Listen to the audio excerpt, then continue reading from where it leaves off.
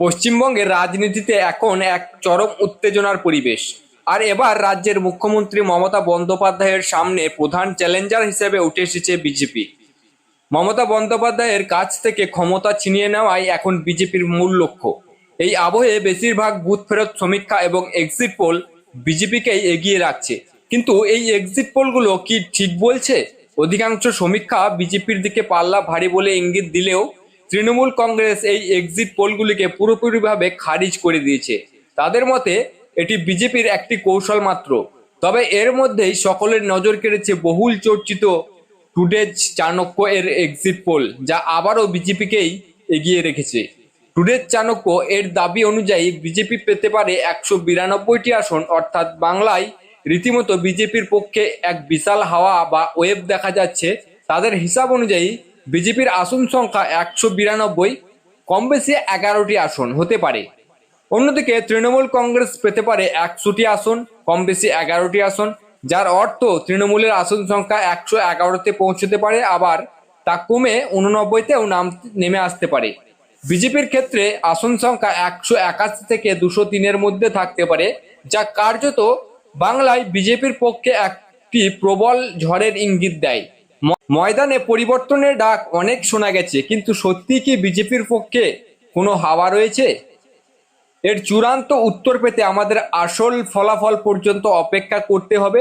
তবে টুডেজ চাণক্য এর সমীক্ষা অন্তত তেমনটাই ইঙ্গিত দিচ্ছে। এর পাশাপাশি তৃণমূল কংগ্রেস বিশ্বাস করে যে কিছু বিশেষ বিষয় এখনও তাদের পক্ষেই রয়েছে। এর মধ্যে অন্যতম হলো মুসলিম ভোট ব্যাংক। সাধারণত মুসলিম ভোট মমতা বন্দ্যোপাধ্যায়ের পক্ষেই একজোট হয়ে আছে।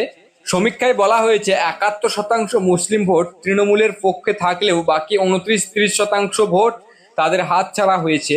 এই মুসলিম ভোটে কিছুটা ভাঙনই হয়তো বিজেপির পালে হওয়া লাগার অন্যতম কারণ, যা এই সমীক্ষায় প্রতিফলিত হয়েছে। 294 আসনের বিধানসভায় ম্যাজিক ফিগার বা সংখ্যাগরিষ্ঠতার সংখ্যা হলো 148। সেখানেই 189 বা 203টি আসন পেলে বিজেপি অত্যন্ত স্বাচ্ছন্দ্যে সরকার গড়তে পারবে।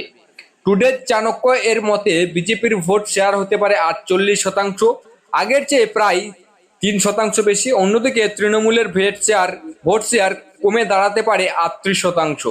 এটি নিঃসন্দেহে একটি অত্যন্ত গুরুত্বপূর্ণ দিক। তবে এই সংখ্যাগুলো বিশ্লেষণের পাশাপাশি আমাদের মাথায় রাখতে হবে একটি বিশেষ সতর্কতা। এক্সিট পোল বা বুথ ফেরত সমীক্ষা সবসময় সঠিক হয় না। এটি শুধুমাত্র ভোটারদের মেজাজের একটি সম্ভাব্য ইঙ্গিত মাত্র। অনেক সময় বাস্তব ফলের সঙ্গে এর কোনো মিল থাকে না। যদিও টুডেজ চাণক্য অতীতের বেশ কয়েকবার নির্ভুল পূর্বাভাস দিয়েছে, এই সমীক্ষা অনুযায়ী বিজেপির এই বিপুল ভোট মূলত তপশিল জাতি ও উপজাতি, অর্থাৎ SC/ST সম্প্রদায় থেকে আসতে পারে। অন্যদিকে হুমায়ুন কবির ফ্যাক্টর থাকা সত্ত্বেও তৃণমূল কংগ্রেসের মুসলিম ভোট ব্যাংক মোটামুটি অটুট রয়েছে বলেই মনে করা হচ্ছে। এই নির্বাচনে আরো অনেক ছোট বড় বিষয় কাজ করছে, আর ঠিক এই কারণেই এক্সিট পোলগুলো নিয়ে এত চর্চা হচ্ছে।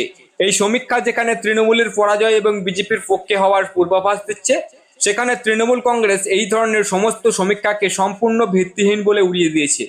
তাদের দাবি এক্সিট পোল বারবারই বিজেপির প্রতি পক্ষপাত দুষ্ট এবং এই সমীক্ষা তাদের কাছে একেবারেই গুরুত্বহীন।